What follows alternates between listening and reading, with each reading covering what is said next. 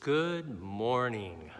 I hope all of y'all are doing well. I know you're excited because we have a special day coming up. Now, do y'all remember what the special day is? Let's think. It's Sunday, and there's a lot of good things that happen on this day. We get to have fun, and we get to celebrate. You remember what Sunday is? Of course you do. It's Easter. I know some of y'all are just excited about everything that comes with Easter. I remember being your age, and I remember one of the things I loved to do on Easter was go for Easter egg hunts. Now, there were special things that sometimes I would find in Easter eggs. And I have a feeling you all know what some of those special things are. So guess what I've got this morning? I've got some Easter eggs.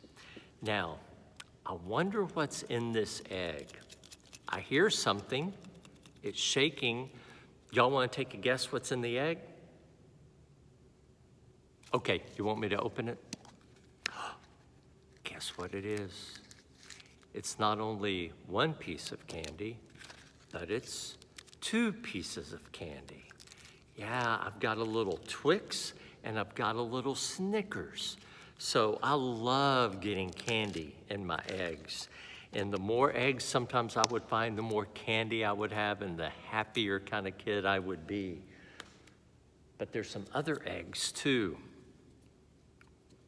Ooh, I don't hear anything in this one. Let's open it and see if there's anything in here. There's something in here. Guess what this one has? This one has money in it.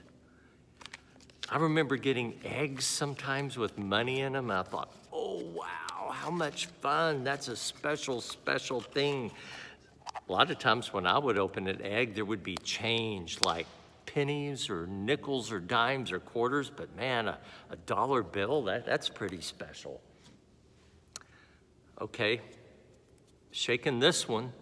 I don't hear anything in this one, but hey, that one had a dollar bill in it, so that was pretty special. Maybe this one has something like that too. Guess what's in this egg?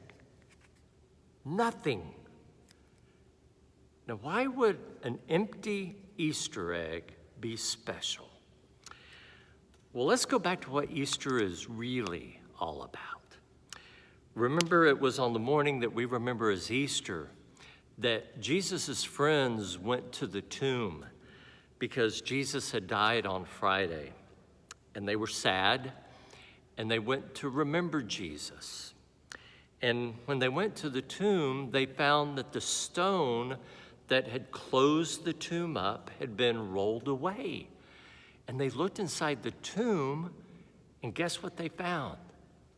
Nothing. They found nothing because Jesus wasn't there. He was alive. He had risen from the dead. The tomb was empty just like this Easter egg is empty. So even though this Easter egg is empty and I might think, oh man, there's nothing in here. Just like the tomb, there was really a lot in the tomb. There was a lot of good news. There was a lot of hope because death couldn't hold Jesus down.